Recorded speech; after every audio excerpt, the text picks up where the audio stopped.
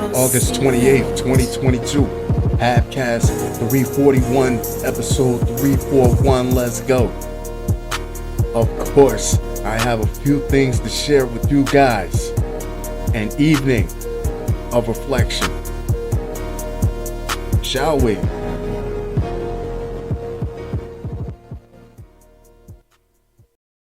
Four-year-old boy shot while waiting for haircut inside Olney Barber Shop. A 4-year-old boy was shot inside a barber shop on Philadelphia's Olney section on Sunday afternoon. Police say the shooting happened on the 5000 block of Rising Sun Avenue just after 5 p.m. Police say the boy was shot once in the right shoulder.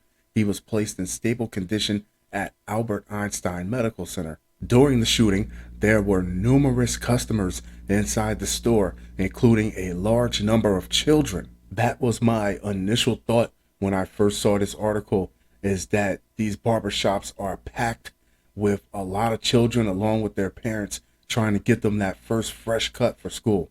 At around 5:15 p.m., police say a man entered the barbershop, walked into the back of the store, and started arguing with another man. Were you even there for a haircut? Was your intention at any point to get a haircut? What are you there for? Shortly after the argument, police say one of the men fired a gun at least 3 times. One of those bullets struck one of the children inside waiting to get a haircut. It clearly sounds like this person knew exactly who we had the problem with. So what would someone come prepared to do in front of a bunch of children that they couldn't do away from a lot of people who had absolutely nothing to do with this? Could have threw a few punches, got your point across. But wait, somebody might hit you back, right? Can't have that. The father of the 4-year-old boy brought him to his car and rushed him to the hospital, but he was involved in an accident at the intersection of 13th and Grange Streets in Fern Rock, which further injured the child, according to police. We're seeing in real time how a chance encounter set off a chain of events that made this kid's situation that much more threatening. Authorities say after the other driver learned that the 4-year-old boy was shot, the person volunteered to take them to the hospital. The injuries from the gunshot and accident were eventually both stabilized. Good. It was initially believed the 4-year-old was shot twice, but the additional injury was from the crash. Police say there are numerous cameras inside the barber shop. One of the people inside said they recognized the individual police believe is responsible for the shooting, gave authorities a name. Eventually, they're going to catch this guy, and he won't be going down as the one who settled his beef in the streets. He won't be going down as the one who handled his business. He's just going to be known as the guy who shot a 4-year-old child. So far, no arrests have been made and weapons were recovered, according to police. Next up. A deputy was fired after kicking a cuffed man. He may become sheriff. Because if someone is showing you they have problems when you give them a little bit of authority, the only way to fix it is to give them a lot more authority. A Vermont sheriff's deputy has been fired from his job in the office he might lead after video surfaced of him kicking a handcuffed man this month. You want to talk about a role reversal? If this man makes sheriff, do you think he really forgot everyone in the office that was riding against him? Give the bully his own sandbox. John Grismore will still be on the November ballot for county sheriff, though he won't have support from his local Republican Party in light of his August 7th actions that were recorded when he was a captain for the Franklin County Sheriff's Office. Franklin County Sheriff Roger Langevin told NBC News in a statement that Grismore's egregious actions were reported to him by other officers. He remembers, you guys, Grismore is no longer employed by the FCSO and no longer has my support for sheriff, Langevin told the outlet. Additionally, I have filed the incident with the Vermont Criminal Justice Training Council, and they may institute sanctions, including revocation of law enforcement certification. Basically, they are all well aware that no matter what circumstances, they cannot allow that man to get into that sheriff spot. Langevin and Grismore didn't respond to the Washington Post request for comment Saturday, Langevin told NBC News that the Vermont State Police have opened a criminal investigation. The video begins with a shirtless, handcuffed man sitting on a bench in an office, making mostly indiscernible statements. At one point, the man bends down, spits on the floor, and yells obscenities. He then stands up and tries to move around, but his feet are cuffed to the bench, causing the stumbling man to fall onto his stomach and exclaim, "That hurt," to himself. Obviously, I wasn't there, we weren't there, but this man clearly sounds like someone who's either under the influence or someone who's not all the way right in the head.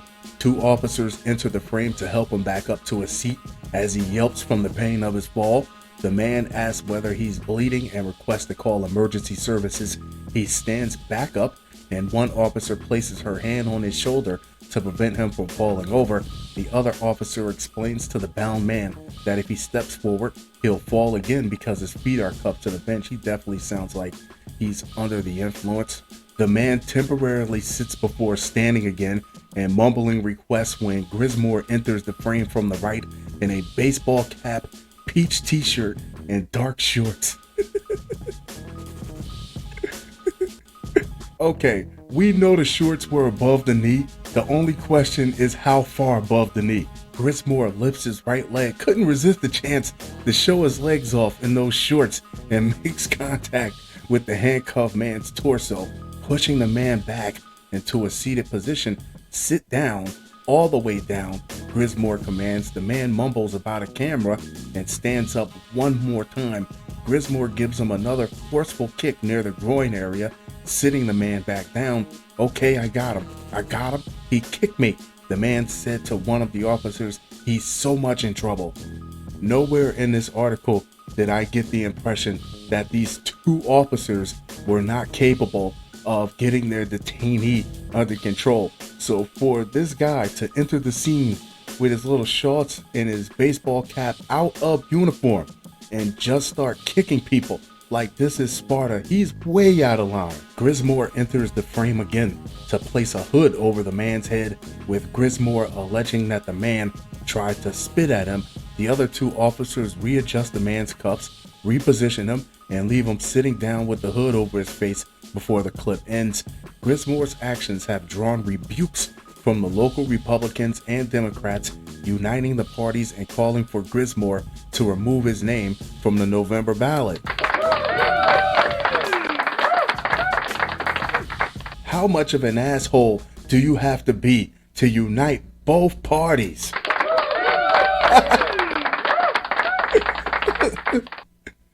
What's up with your boy, man? Like, yeah, I know. He's out of control. Grismore won the Republican nomination for sheriff August 9th, the same day that the County Courier broke the story of the allegations. He also won enough write-ins to appear on the Democratic ticket. Wow, this man is a problem. On August 11th, the Franklin County Republican Party denounced Grismore's actions and called on him to drop out of the race. The Franklin County Democratic Party on Wednesday also asked Grismore to withdraw, pointing to a law that would allow Vermont Secretary of State Jim Condos to remove Grismore from the ballot if the candidate requested the move. The deadline for Grismore to drop out of the race was August 19th, and there is no indication that he has requested a withdrawal under the law noted by the Democrats. Republican Zach Waite told my NBC5 that Grismore's name on the ballot sets a bad tone. Absolutely. Not only does it lower the bar for professionalism in law enforcement, it just gives the whole vibe that piss poor behavior can be rewarded. Democrat John Lavoie, a deputy Franklin County state's attorney who is running against Waite, told my NBC5 that the state could remove Sheriff Grismore from office. "I can't imagine that Captain Grismore would be elected at this point, but should he be, the only way around that is impeachment by a legislature," he told the outlet. Next up. A feel-good story. Bartender gives women water when men try to fill their cups up to get them drunk. "You drink like a fish, lady. I've been buying you shots all night and I'm the only one drunk." A bartender is being praised by social media users for protecting women from men in potentially dangerous situations. TikTok user Rise Jumaid, who works at a venue in Buffalo, New York, shared the technique she commonly uses at work when she senses a woman's safety could be compromised. In the video, which has been viewed more than 10.8 million times, Jumaid is at work and acts out a scenario she said often happens at the bar. In the scenario, a man approaches the bar and orders on behalf of a woman and asks for a double shot of tequila or other alcohol. Yeah, fill her up, he tells Jumaid. Sensing that the drink could make the woman drunk and suspicious of the man's intentions, Jumaid hands the woman water instead. If you're a bartender on the outside looking in, it's pretty damn obvious what a guy is trying to do when he orders a woman 4 or 5 shots in 30 minutes, 45 minutes. Explaining her actions in the comments, the bartender said she does this to protect women in scenarios where she suspects that a man is trying to fill women's cups up to get them drunk to take advantage. Evolution happens in real time, not just once every 10,000 years. Gotta find a new go-to. Good bartender should be commended. Good looking out, one person wrote. Another said, not all heroes wear capes. Fun show. Fun show. Fun show. That being said, I'm going to wrap this one up, but I'll be sure to talk to you guys very, very soon. Adios.